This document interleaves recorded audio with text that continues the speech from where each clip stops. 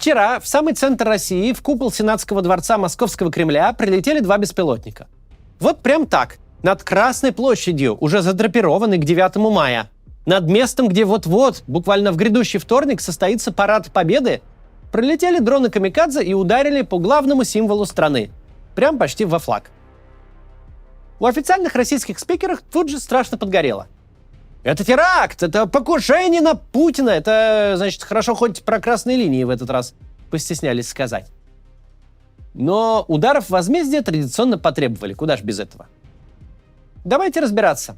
Конечно, удар по Кремлю – это прецедент. Прецедент позорный и обидный, и ведь случился он не просто накануне парада. Случился он через несколько месяцев после торжественной установки дополнительного ПВО прямо на крыше в центре Москвы.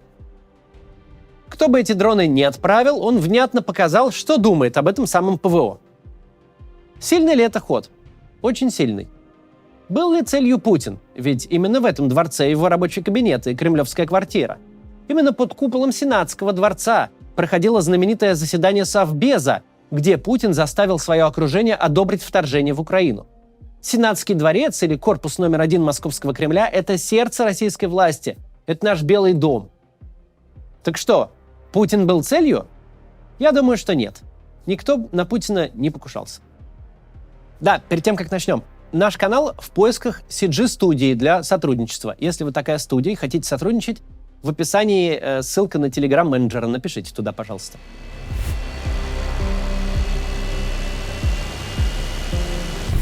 Понятное дело, что уничтожить охраняемое лицо с помощью дрона «Камикадзе» задача почти невыполнимая.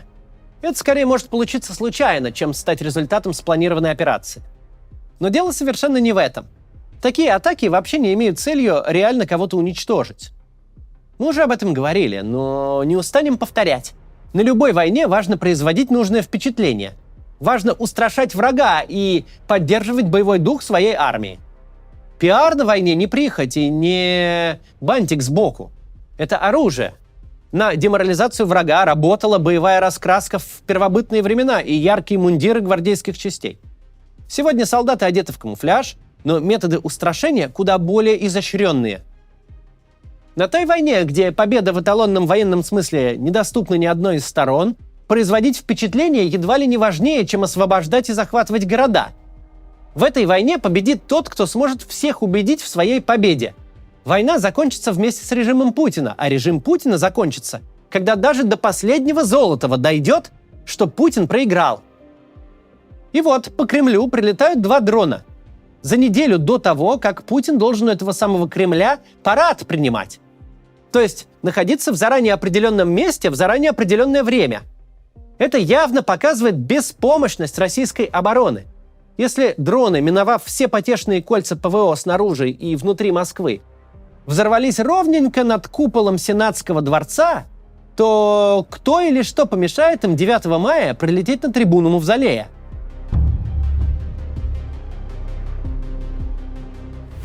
Тот факт, что территория России нифига ни от чего не защищена, не новость. В первой же неделе войны украинские вертолеты успешно провели рейд по подрыву нефтехранилищ. Уже полгода дроны «Камикадзе» чрезвычайно успешно проникают вглубь российской территории, атакуя, в числе прочего, дважды базу стратегической авиации в Саратовской области. Взрывы и пожары на режимных объектах, дроны, начиненные взрывчаткой, в самой непосредственной близости от Москвы – это уже будничный фон, это происходит постоянно. Российская территория перестала быть безопасной почти с самого начала этой войны. Война уже год как тут. Тем не менее, фигура автократа – это не какая-то там территория. Это сакральная сущность, это символ. В стране может быть продолбано все, но у президента должно быть только самое лучшее. Лучшая охрана на земле, лучшее ПВО в небе. Рядом с высочайшей особой нельзя допустить никакой угрозы. Вон как Песков тут принялся комментировать. А вот и не попали! А вот и не было там Путина! Он в своей резиденции сидел. Мощное оправдание, просто офигеть. Но ведь Путин-то будет на Красной площади и будет очень скоро. Будет стоять у всех на виду.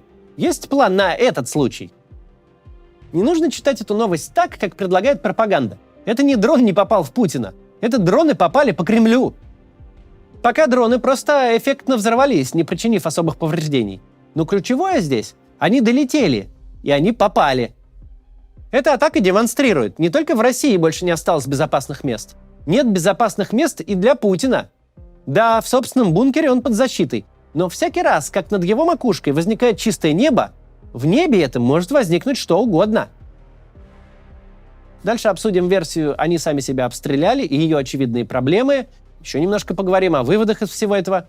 Сначала прервемся на некоммерческое объявление о независимом российском СМИ. Скоро продолжим. Российские телеканалы врут. Интернет переполнен непроверенной информацией. Чтобы в ней не утонуть, надо выбирать источники, которым вы будете доверять. Конкретных людей, дорожащих своей репутацией, или независимые медиа. Одно из таких медиа – это «Продолжение следует». Оно появилось еще в 2020 году как диджитал-проект журналистов «Новой газеты». Основал его известный журналист-расследователь «Новой газеты» Павел Коныгин. Главной площадкой нового медиа стал YouTube, где публикуются основанные на расследованиях разборы, подкасты и интервью. Там вы сможете посмотреть ролики о теракте в Северной Осетии, например, узнать, как Кремль переписывает историю и какое влияние оказали на Путина крайне правые философы 20 века.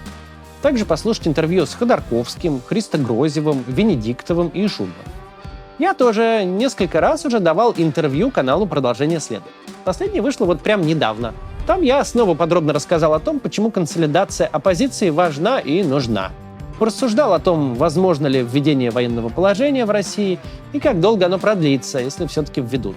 Поговорили, зачем Путину военкоры, какая судьба их ждет в дальнейшем. В общем, если вам это интересно, обязательно посмотрите.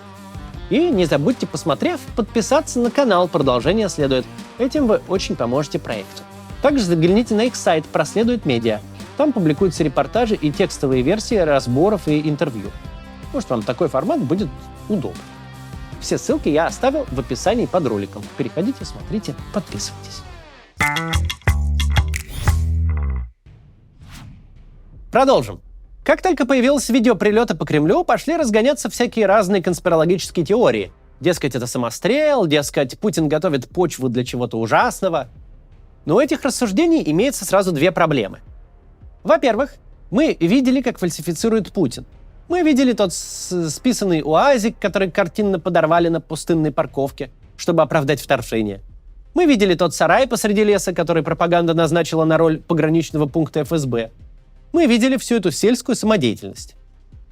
Никогда не было такого, чтобы Путину потребовался формальный повод для какой-то гадости. Сколько мы знаем Путина, всегда и все работало строго в обратную сторону. Сначала делалась гадость, а потом для нее изобретался уже задним числом повод. Например, никто и не вспомнил про этот УАЗик или погранпункт после начала войны. Там уже началось свободное творчество в пространстве от биолабораторий до «Где вы были 8 лет?» и «Бомбили Донбасс». Вторая проблема гипотезы о самостреле совершенно непонятно, чего добивались предполагаемые самострельщики. Потока злобной беспомощной брани в Телеграме? Реплики Маргариты Симоньян, которая в очередной раз возвопит о центрах принятия решений и о том, что вот в этот-то раз, спустя 14 месяцев полноценной войны, все начнется по-настоящему. Или поста Дмитрия Медведева, который, не отрываясь от очередного алкотрипа, потребует физически устранить Зеленского. Абсолютно вся реакция российской страны сквозит привычным отчаянием. Это теракт, это покушение, а вот мы, а вот сейчас. А что вы сейчас-то, болезненные? Пройдете под Бахмутом не 100 метров, а 120? Снова ракеты запустите по жилым домам? Нет ничего хуже для публичного реноме, чем бессильная ярость. Чем топать ножками, когда все в курсе, что ты ни на что не годен. Чем бросаться пустыми угрозами, когда все точно знают, что они пустые. Откуда знают? Да оттуда, что это не первые угрозы, и не десятые. Поводов было хоть отбавляй. Прилеты по российской территории, обрушение фронтов, потопление флагмана Черноморского флота, поставка Украине сначала пушек, а затем химарсов и танков, взрыв Крымского моста, атаки по самому Крыму. И всякий раз это была последняя капля. Всякий раз, вот сейчас-то мы уж начнем по-настоящему. Сейчас-то уж мы всем все покажем. И показывали. Расстреляли весь запас ракет по украинской энергетической инфраструктуре. Попадали в жилые дома. Мобилизацию объявили. Зэков из колонии отправили прямо на фронт. Музейные танки расконсервировали. Бросают людей в самоубийственные мясные штурмы. Сделали все от себя зависящее, показали все свои подлые фокусы. Фокусы разные, но результат одинаковый. Как долбились башкой в укрепленные позиции, так и долбятся. Как платили тысячами жизней за сотни метров продвижения по чужой земле, так и платят. Максимум, что могут, в жилой дом попасть. По безоружным мирным людям. Хуже всего для российской власти даже не сама ее бессильная ярость. Хуже всего то, что абсолютно все, включая пропагандистов, понимают, что ярость — это бессильно. Z-Telegram во главе с Гиркиным-Стрелковым уже в открытую потешается над этими парниковыми вояками под предводительством Медведева и Симоньян. Спустя 14 месяцев войны ни у кого из придворных болтунов не получается так сложить слова в предложение, чтобы стало жутко, а не смешно и жалко. Напомню, авторитарное правление может быть любым – коррумпированным, жестоким, кровавым. Буча и Мариуполь, дворцы и яхты не вредят устойчивости автократа. Но он не может иметь права быть жалким. Он не имеет права бесконечно выкрикивать угрозы, идущие в пустоту. Скорее всего, сами авторы угроз не понимают, как нелепо они выглядят в сложившейся ситуации. Видите ли, не нужен Медведеву Зеленский для подписания капитуляции Украины. Пригожин рад, что 1,5 подъезда удалось захватить, а Медведев уже все завоевал. Он послевоенное устройство Украины обсуждает, решает, кого убить, а с кем договор о сдаче подписывать. Пока кремлевские вояки в мечтах принимали капитуляцию Украины, атаки продолжались. Весь день по России летели дроны. Это меньше мелькало в новостях, не только потому, что атака на Кремль заслонила собой все. Есть и вторая причина. На второй год войны прилет дрона по российской территории проходит примерно по разряду ДТП, как ординарное событие, происходящее каждый день. Так выглядит путинская специальная военная операция, которая идет по плану и в строгом соответствии с графиком. Так выглядят люди, которые полезли в кровавую авантюру, совершенно не представляя, что их ждет и что с этим делать.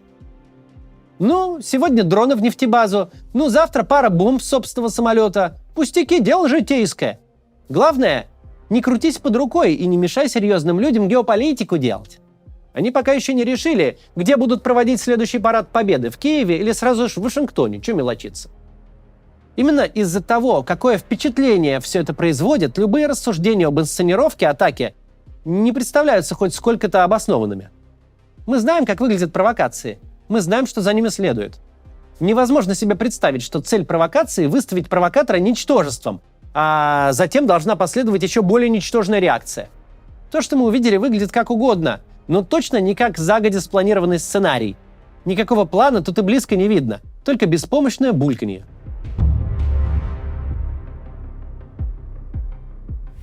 Что это тогда такое было? Невозможно ответить на этот вопрос хоть сколь-нибудь внятно. Но надо помнить самую главную исходную. Мы находимся накануне, хотя кто знает, может уже и в процессе, контрнаступления Украины. Сеять панику и неразбериху, вселять страх в военно-политическое руководство противника, принуждать противника к изменению планов, к совершению хаотичных поступков, унижать противника, уничтожать его репутацию в глазах подчиненных – все это выглядит как разумные приготовления к контрнаступлению. Российская страна и без того встречает украинское контрнаступление не в лучшей физической форме.